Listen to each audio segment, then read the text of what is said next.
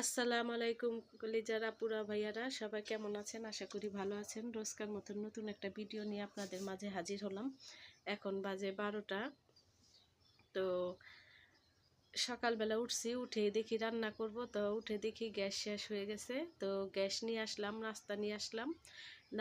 নাস্তা এনে আমি আর আমার মেয়ে খেলাম নাস্তা, আর গ্যাস নিয়ে আসলাম। গ্যাস নিয়ে এসে মাছ ভিজিয়ে রেখে গেছিলাম, তো মাছগুলো আমি অর্ধেক কাটছি, অর্ধেক কাটতে পারি নাই। আর রান্না করব তেলাপিয়া মাছ দিয়ে ডাঁটা আলু দিয়ে, আর রান্না করব পাট শাক ভাজি, ডাল রান্না আছে। আর রান্না করব না, আজকে একটু গাদলা গাদলা আকাশ।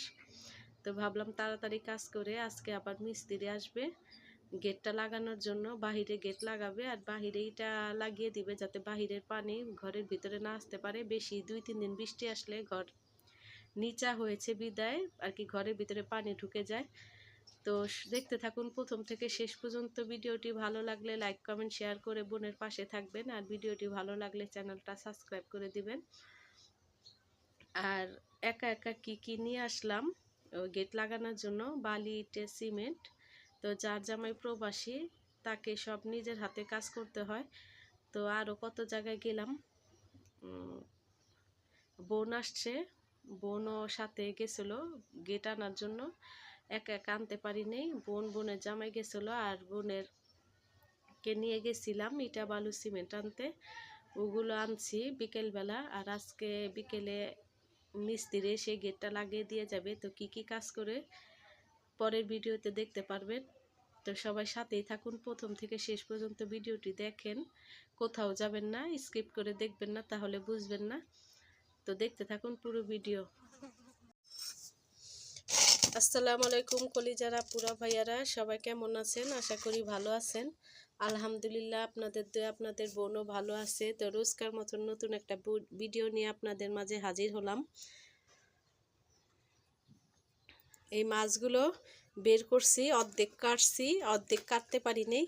তো কাটবো আজকে। পিঠের ব্যথা, ঠান্ডায় হয়তো পিঠের ব্যথা করতেছে। তো সকালবেলা উঠে গেলাম, উঠেই কি শেষ হয়ে গেল।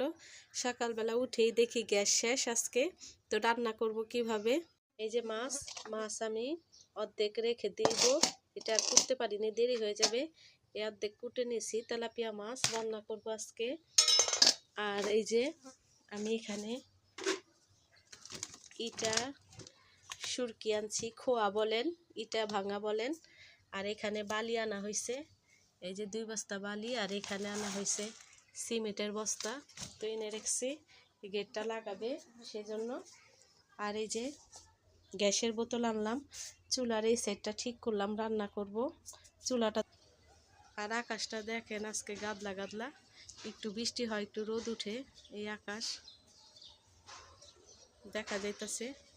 অন্ধকার অন্ধকার, আবার বৃষ্টি আসবে। তো তাড়াতাড়ি রান্না করে নেই, আবার কোথায় যাই কি করি দেখতে পারবেন। ওই যে ওইটার উপরে ভেন্টিলিনার না কি বলে, সেটা আনতে যাব।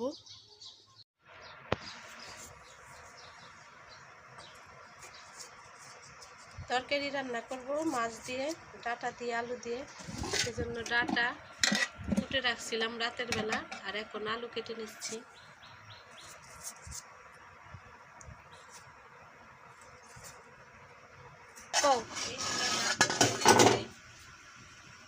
আর ওখানে ডাল ছিল, ডাল রান্না ছিল, ডালগুলো গরম করে রাখতেছি।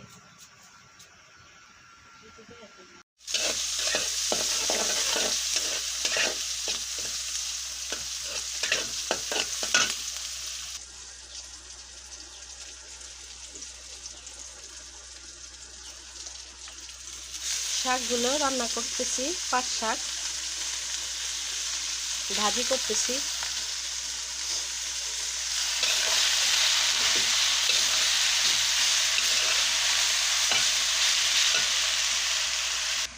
কে কে আমার মতন মিঠা পাট শাক খান? আমি কিন্তু তিতাটা খাই না।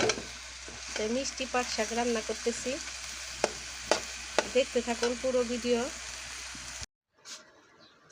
এই যে শাক রান্না হয়ে গেছে, পাট শাক ভাজি। এই যে মশলা কষা ডাঁটাগুলো ছেড়ে দিছি, এখন টমেটো দিয়ে দিলাম।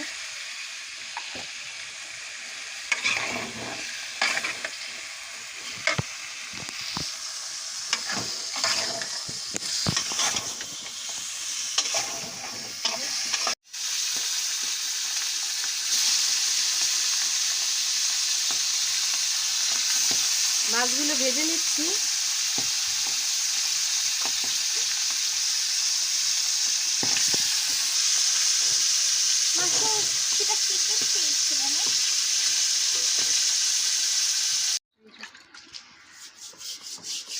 কলিজার আপুরা ভাইয়ারা, গরিব হলে যা হয় নিজের কাজ নিজে করতে হয়। তো বাড়িতে কিছু ইটা ছিল পুরনো, সেটা দিয়ে ভাবলাম কাজ করে নিই। তো এগুলো দিয়ে কাজ করব বিদায়।